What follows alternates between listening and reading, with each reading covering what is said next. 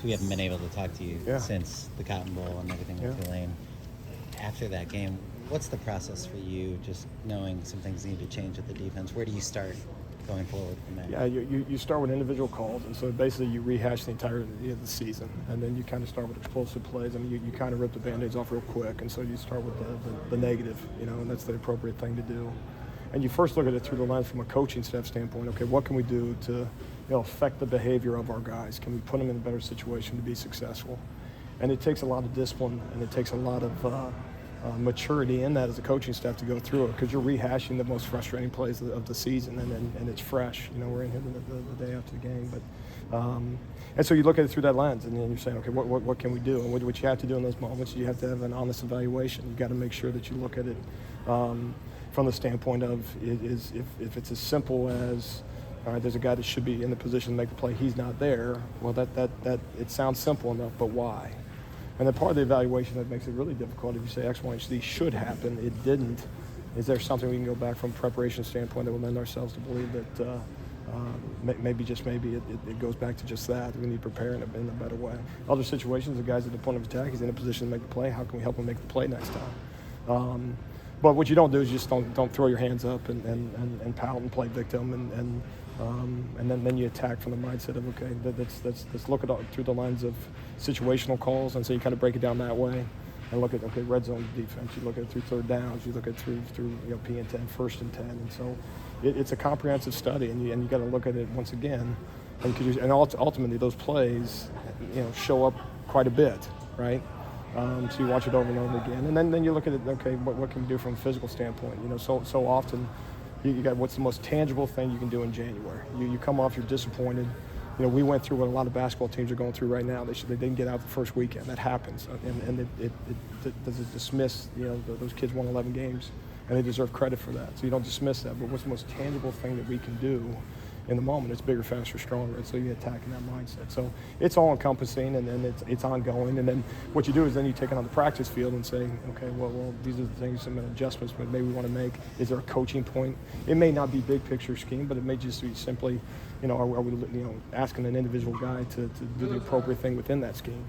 And then you look at it through lenses that we call testimony, or the drills that we're doing. Does it show up on film? And if it doesn't, we need to change the drill, change the coaching point, and then at some point possibly change the person. But that's final steps. What we want to do is change the player, right? As opposed to looking at it through the lens of just simply changing the person, fire guys, and let's move on, next guy. No, let's change the player. Let's get bigger, faster, stronger, and put them in the best situation to be possible. Let's coach them up and put the reps on it. And that's what spring is. So you flip the page and you move forward. And as a competitor, you don't ever get over it, but as a professional, you got to move on. What do you think led to that disconnect between maybe what you guys try to teach and what was going on the field during games?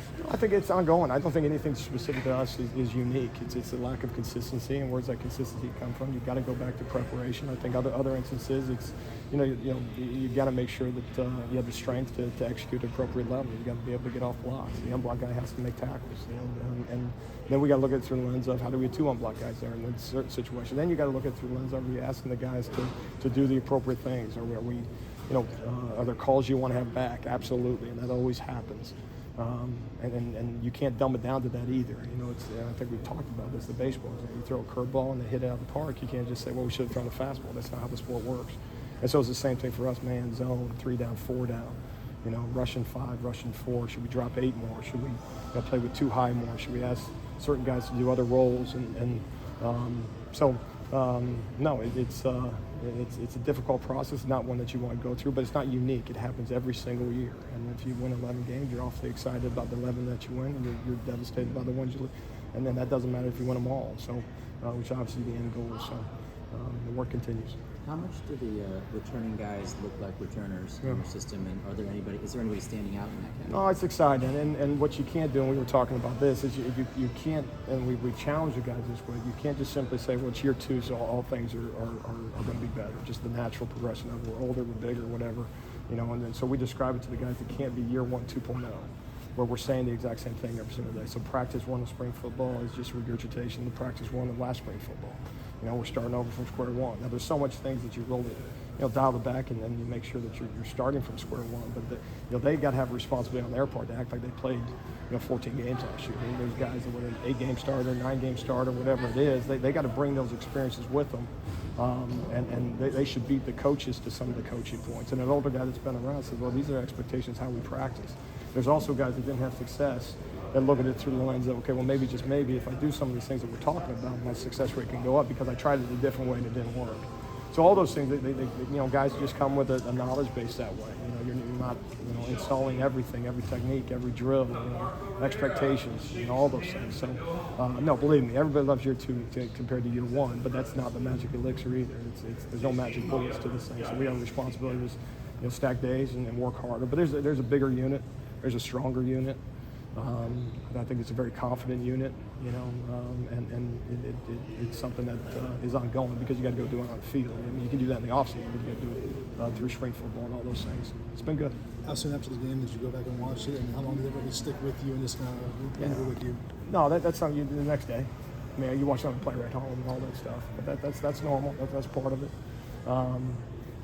Does it stick with you? Again, from your profession, you got to move on. You just do. You don't make excuses. You don't allow yourself to fall into, like we talked about, ain't no victims here. We signed up for high expectations, and then when you win, we celebrate, and when we don't, we circle the wagons, and we come back and we work harder for it. Year two was coming, whatever year one was going to be, and obviously our expectations for year one were high, and then we reached some of those. The player of the year in the conference, the top teams in the country in takeaways. Those kids won 11 ball games, and they deserve. You can't just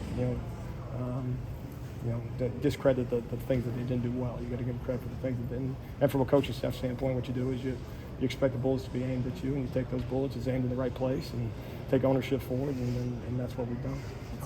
How much do you study the jump that your defense took in its second year at Oklahoma as you try to figure out the next steps this year? Yeah, I think it's different players. I mean, it's different challenges in terms of weekend, different opponents and all that stuff. So you don't want to be too naive to that. Just, again, say that the Magic Bulls is a calendar went from year one to year two. But you also draw confidence in this, that guys have an understanding of where they need to be, what they need to do, and the expectations. Just through 4 days, are we coaching effort like we had to do in January, and I know, or December? Well, fortunately, we didn't know. We got to go back, and when we had still coach effort in December. But that's just part of the process, and then. As we say, you can't microwave it. You got to go through it, and we also have to make sure as you go through it is that at USC we're not afraid of the struggle. We're not afraid of the hard parts, the hard stuff. We weren't talking last year about how easy year one was going to be. I don't remember that question coming up. It was going to be hard. And again, that continues. So year two is not, my point being is the easy part's not coming, right? It's just it's a talented league. We got talented opponents, but also, yeah, absolutely, you take confidence. And it's confidence being around the guys. Is ultimately they got to go make plays and do the right things. We got to put them in a position to do so. And we have a lot of confidence we can get that done. Thank you, Coach. All right, thank you all. Thanks out.